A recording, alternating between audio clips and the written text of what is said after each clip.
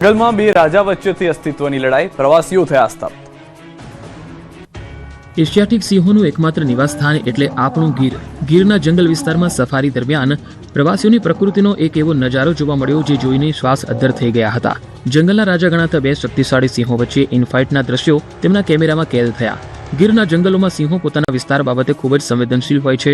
આ લડાઈ પાછળનું મુખ્ય કારણ કદાચ આધિપત્ય મેળવવાની જિજ્ઞાસા હોઈ શકે, કારણ કે વિડીયોમાં જોઈ શકાય છે તેમ બંને સિંહો એકબીજા પર ભારે આક્રમક રીતે તૂટી પડ્યા હતા।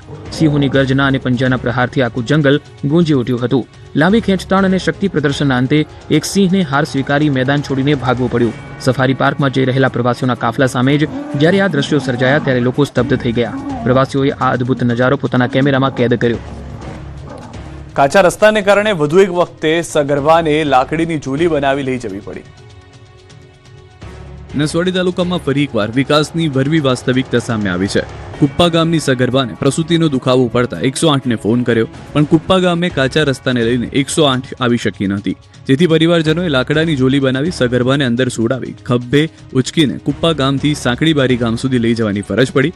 સાંકડીબારી ગામે 108 ઊભી હોય ત્યાં સગર્ભાને સોંપ્યા બાદ દુગ્ધા પીએચસીમાં સગર્ભા અને બાળકને જન્મ આપ્યો। જન્મ આપ્યા બાદ સગર્ભાને ફરી નસવાડી સીએચસીમાં રિફર કરાઈ।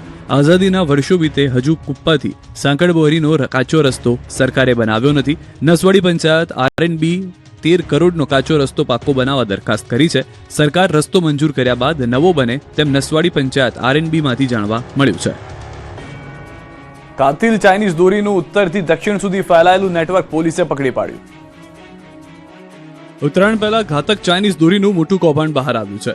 અમદાવાદ ગ્રામ્ય એસઓજીની ટીમે ચાઇનીઝ દોરીને અંગે ઓપરેશન દોરી નામે મોટી કાર્યવાહી કરી 2 કરોડ 34 લાખથી વધુનો પ્રતિબંધિત ચાઇનીઝ દોરીનો મુદ્દામાલ કબજે કર્યો।